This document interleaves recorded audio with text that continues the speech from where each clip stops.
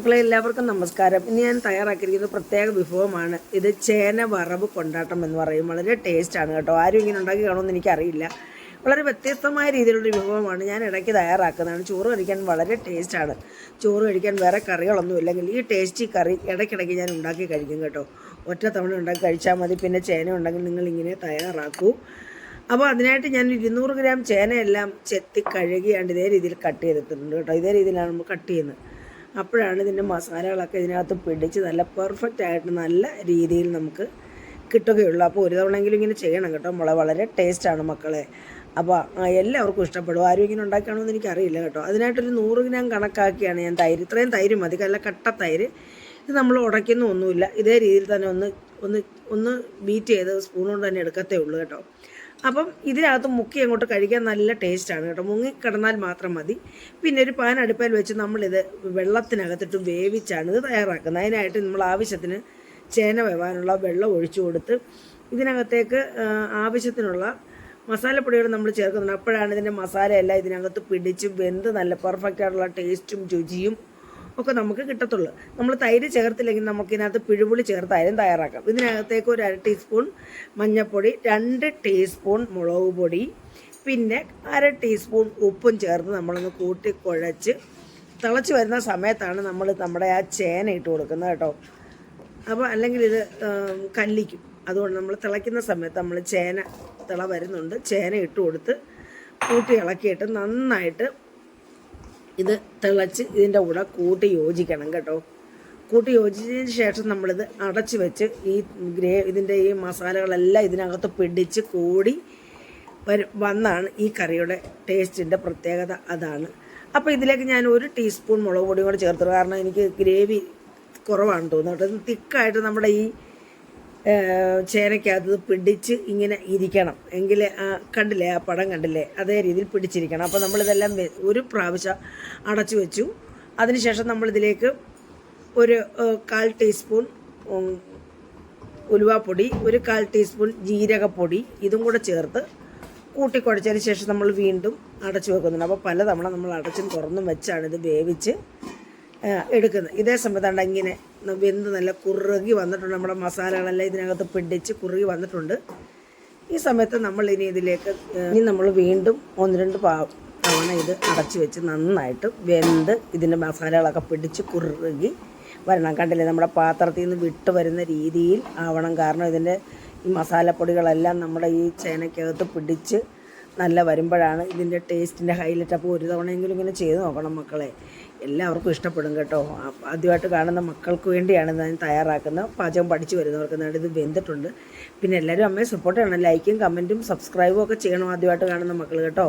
ഉളന്ന ഓപ്ഷന് hype ഇതൊക്കെ ചെയ്യണം. അപ്പോൾ ഇതെല്ലാം നല്ല പെർഫെക്റ്റ് ആയിട്ടെല്ലാം മസാലകളെല്ലാം പിടിച്ച് വന്നിട്ടുണ്ട്. ഈ സമയത്ത് നമ്മൾ ആവശ്യത്തിന് ഉപ്പ്, കുറച്ച് ഉപ്പൂടെ ആവശ്യത്തിന് ഉപ്പ്, ഒരു 1/4 ടീസ്പൂൺ ഉപ്പൂടെ ചേർത്തിട്ട് ഉപ്പ് നോക്കിയിട്ട് വേണം നമ്മൾ ഉപ്പ് ചേർക്കാനായിട്ട് കേട്ടോ. അതിൻ്റെ സൈഡിലിരിക്കുന്ന ഈ ഇതിൻ്റെ ഈ മരപ്പ്, അതായത് മസാലകളെല്ലാം ഇങ്ങനെ നമ്മൾ ഈ തവി കൊണ്ട് ഇങ്ങനെ ഇളക്കി ഈ സമയത്ത് നമ്മൾ നമ്മുടെ കായപ്പൊടി ചേർക്കുന്നത് 1/2 ടീസ്പൂൺ കായപ്പൊടിയും ചേർത്ത് കൂട്ടി ഇളക്കി. നിങ്ങൾക്ക് അറിയാമല്ലോ, നമ്മൾ പറയാതെ തന്നെ അറിയാമല്ലോ. കൂട്ടി ഇളക്കി ഇതിൻ്റെ സൈഡിൽ നിന്നെല്ലാം വടിച്ച് നമ്മുടെ മസാലകളെല്ലാം നമ്മുടെ ഈ ചേനയ്ക്കകത്ത് ചേർത്ത്. അപ്പോൾ നമ്മൾ ഈ സമയത്ത് ഇനി വെളിച്ചെണ്ണ ഒഴിച്ചു കൊടുക്കും കേട്ടോ. ഈ സമയത്താണ് നമ്മൾ 1 ടേബിൾ സ്പൂൺ വെളിച്ചെണ്ണയാണ് ഒഴിച്ചു കൊടുക്കുന്നത്. വെളിച്ചെണ്ണയും ചേർത്ത് എല്ലാം മൂത്ത മസാലകളൊക്കെ പിടിച്ച് കഴിയുമ്പോഴാണ് നമ്മൾ വെളിച്ചെണ്ണ ചേർക്കുക. അതാണ് ഈ കൊണ്ടാട്ടത്തിൻ്റെ പ്രത്യേകത കേട്ടോ. നമ്മളെല്ലാം വെളിച്ചെണ്ണയ്ക്കകത്തിന് മൂപ്പിച്ചെടുക്കുന്നതിന് മസാല എല്ലാം പിടിച്ചതിന് ശേഷമാണ് നമ്മൾ വെളിച്ചെണ്ണ ചേർക്കുന്നത്. അപ്പം വെളിച്ചെണ്ണയും ചേർത്ത് നമ്മുടെ ഈ തവയ്ക്കകത്തിട്ട് നല്ലതുപോലെ കൂട്ടി ഇളക്കി ഈ സൈഡിലിരിക്കുന്ന മസാലകളെല്ലാം ഇങ്ങനെ വടിച്ച് കോരി ഇതിനകത്ത് ചേർത്ത് നമ്മുടെ ഈ പാത്രത്തിൽ ഒട്ടുമേ ഇതിൻ്റെ മസാലകൾ കാണിലെല്ലാം നമ്മുടെ ചേനയ്ക്കകത്ത് പിടിച്ച് വീണ്ടും നമ്മൾ ആ വെളിച്ചെണ്ണയ്ക്കകത്തിനൊന്ന് വേവാൻ വേണ്ടി അടച്ചു വെച്ചു. പിന്നെ തുറന്ന് നോക്കി നമ്മൾ വീണ്ടും നന്നായിട്ട് മൂത്ത് അങ്ങ് മൊരിഞ്ഞ് ക്രിസ്പി ആവത്തില്ല കേട്ടോ. ക്രിസ്പി ആവാത്ത ഒരു റെസിപ്പിയാണിത്. അപ്പോൾ ക്രിസ്പി ആവണ്ട. അപ്പോൾ നമ്മൾ ചോറ് കഴിക്കാനല്ലേ, നമുക്കല്ലാതെ കഴിക്കാനുള്ളതല്ല. അല്ലെങ്കിൽ ചോറ് കണ്ടില്ല, ഇതിൻ്റെ സൈഡിലുള്ള മസാലകളെല്ലാം ഇതിനകത്തോട്ട് അങ്ങ് കൂട്ടിച്ചേർന്ന് നമ്മൾ കുഴച്ച് നമ്മുടെ ഈ ചേനയ്ക്കകത്ത് മാത്രം പറ്റി നല്ല പെർഫെക്റ്റ് ആയിട്ട് റോസ്റ്റ് അല്ലെങ്കിൽ ഫ്രൈ എന്നൊക്കെ പറയാം കേട്ടോ ആയി വന്നിട്ടുണ്ട് കേട്ടോ മക്കളെ. കണ്ടില്ലേ, നമ്മൾ വീണ്ടും എണ്ണയൊന്ന് പിടിക്കാൻ വേണ്ടി ഒന്നും അടച്ചു വെക്കും. ഞാൻ പറഞ്ഞില്ലേ, പലതവണ നമ്മൾ അടച്ചു വെക്കുമ്പോൾ നമ്മുടെ ഈ ചട്ടിക്കകത്തൊന്നും ഇതിൻ്റെ മസാലകളൊന്നും പിടിച്ചിട്ടില്ല, എല്ലാം നമ്മുടെ ഈ ചേനയ്ക്കകത്ത് തന്നെ പിടിച്ചിട്ടുണ്ട് കേട്ടോ. നല്ല മണവും വരുന്നുണ്ട്. വേണം ഇച്ചിരി കുരുമുളക് കൂടെ ചേർക്കാം, കൂടുതൽ എരിവാകുമെന്ന് വിചാരിച്ചാണ് ഞാൻ കുരുമുളക് ചേർക്കാത്തത് കേട്ടോ. അപ്പോൾ നമുക്ക് ഇതുപോലെ തന്നെയും കഴിക്കാം, തൈരിനകത്ത് ചേർക്കാതെ തന്നെയും കഴിക്കാം. ഞാൻ പറഞ്ഞില്ല, നമ്മളൊരു പുളി ചേർത്തായിരുന്നെങ്കിൽ നമുക്ക് തൈരിനകത്ത് ചേർക്കാതെ തന്നെയും നമുക്ക് ഇത് കഴിക്കാം. അപ്പം നമ്മുടെ ഇതെല്ലാം പാകമായിട്ട് വന്നിട്ടുണ്ട്, നല്ല മൂത്ത് മസാലകളെല്ലാം പിടിച്ച് നല്ല പെർഫെക്റ്റ് ആണ്.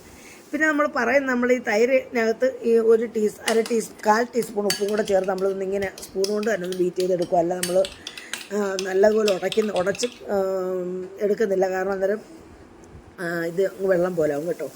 നമ്മളെന്നിട്ട് നമ്മുടെ ഈ വറുത്ത നമ്മുടെ ചേനക്കൊണ്ടാട്ടം അങ്ങോട്ട് ചേർത്ത് കൊടുക്കണം. നന്നായിട്ട് വെന്തിട്ടുണ്ട് കണ്ടില്ലേ. നമ്മുടെ തൈരിലോട്ട് ചേർത്ത് കൊടുത്ത് നമ്മൾ കൂടുതൽ കൂട്ടി ഇളക്കിയാൽ ഇതിൻ്റെ മസാലകളെല്ലാം തൈരിനകത്തായി തൈരിൻ്റെ കളർ അങ്ങ് ചുവപ്പാവും. അപ്പോൾ ഇങ്ങനെ ജസ്റ്റ് ഒന്ന് ഇളക്കിയിട്ട് നമ്മളത് എടുത്ത് കറി കൂട്ടണം കേട്ടോ. അപ്പോഴാണ് ഇതിന് അതിൻ്റെ ഗ്രേവി നമ്മുടെ തൈരിനകത്ത് പോയാലും ഇത് നല്ല ടേസ്റ്റാണ് കേട്ടോ. ഒരു തവണയെങ്കിലും ഇങ്ങനെ ചെയ്ത് നോക്കണം മക്കളെ, ചെയ്യാത്തവർ. അപ്പോൾ എല്ലാവർക്കും ഇഷ്ടപ്പെടും കണ്ടില്ലേ. നമ്മുടെ ചട്ടിക്കകത്തൊന്നും പറ്റിയിട്ടില്ല. അപ്പോൾ ഇത് കൂട്ടിക്കുഴച്ച് നമുക്കിനി സെർവിങ് പ്ലേറ്റിലേക്ക് മാറ്റി നമുക്ക് ചോറ് കഴിക്കാം. എല്ലാവർക്കും ഇഷ്ടപ്പെടും കേട്ടോ. ഇഷ്ടപ്പെടുമെങ്കിൽ പഴയതുപോലെ അമ്മയെ സപ്പോർട്ട് ചെയ്യുക, പറഞ്ഞത് പോലെ ലൈക്കും കമൻറ്റും സബ്സ്ക്രൈബും ഹൈപ്പും എല്ലാം ചെയ്ത് അമ്മയെ സപ്പോർട്ട് ചെയ്യുക. കണ്ടില്ലേ, നമുക്കിനി ചോറ് ആസ്വദിച്ച് കഴിക്കാം. അപ്പോൾ മക്കളെ, പെട്ടെന്ന് തയ്യാറാക്കിയില്ല കേട്ടോ. അടുത്തൊരു വീഡിയോ വരുന്നവരെ നന്ദി, നമസ്കാരം.